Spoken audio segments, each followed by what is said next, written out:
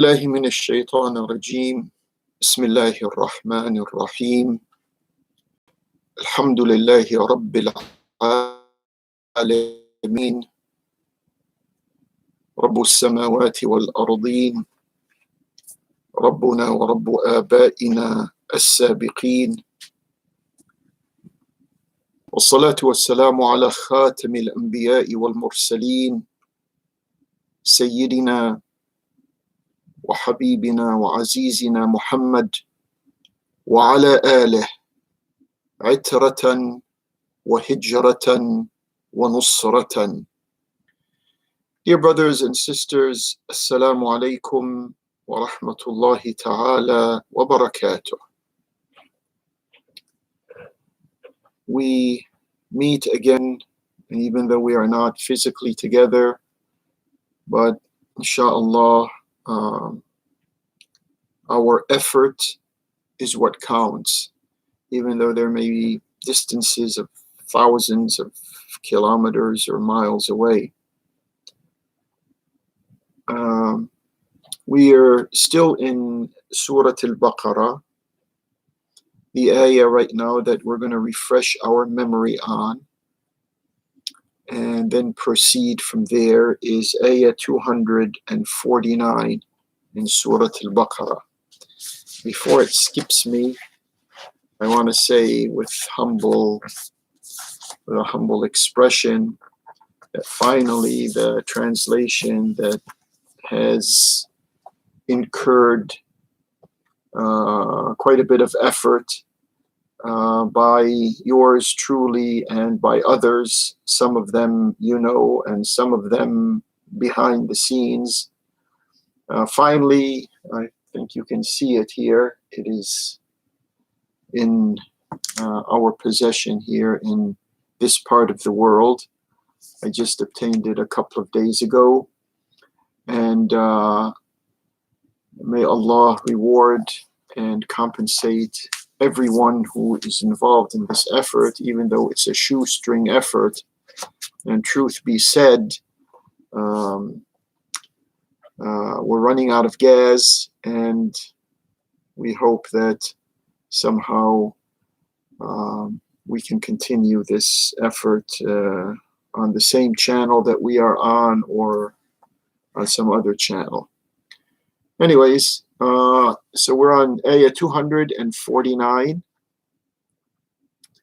of Surah Al-Baqarah, and this cluster of ayat, the few ayat before it, and this one, and 2 or 3 ayat after that, are highlighting the mistakes, the failures, and the stubbornness of Bani Israel when they were tasked with responsibilities coming from Allah and His Prophet.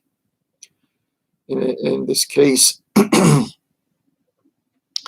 Prophet is not mentioned. وَقَالَ الْمَلَأُ مِنْ بَنِي إِسْرَائِيلَ لِنَبِيٍّ لَهُمْ. Remember the ayat before that?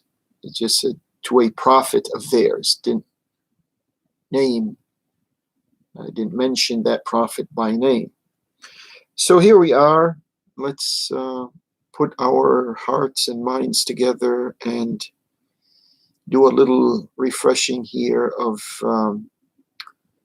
what we were discussing the last time around.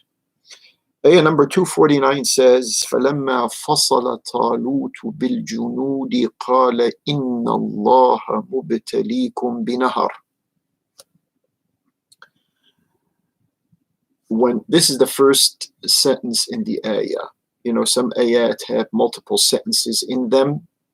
Some ayat have a partial sentence in it, and it is completed by the following 1 or 2 ayah. So an ayah is not strictly a sentence, even though some ayat are. Okay, so this one here, فَلَمَّا فَصَلَ طَالُوتُ بِالْجُنُودِ قَالَ إِنَّ اللَّهَ مُبْتَلِيكُمْ بِنَهَرٍ. When The word here that I want to refresh our minds on is the word fasala. فلما فصل طالوت بالجنود قال إن الله مبتليكم بنهر. When Talut dispatched the troops with him, the word fasala is like I think I mentioned that it is a distinction without a differentiation. And that has to also be explained because some people may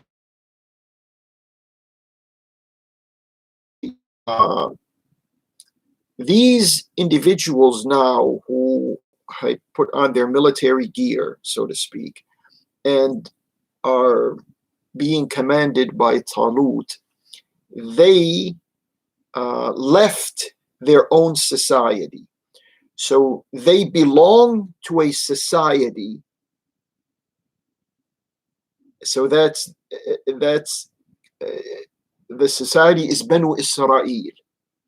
The previous ayat mentioned that. So now we have a segment of Bani Israel leaving.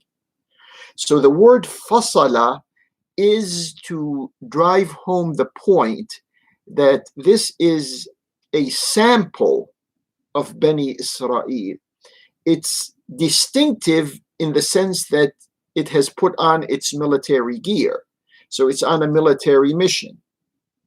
But it harkens back to its origin, which is Bani Israel. So unlike the culture Allah is going to inflict some type of punishment on you, or you're going to be put through a tough time, a rowdy course of action. So, ibtila means simply Allah is going to test you. Inna Allah mubtalikum binahar. Nahar is a river. So the test, your test, Talut is telling his troops, your test is going to be when we arrive at a river. Now he explains what the nature of that test is. فَمَنْ شَرِبَ مِنْهُ فَلَيْسَ مِنِّي. Whoever drinks from it, from the river, does not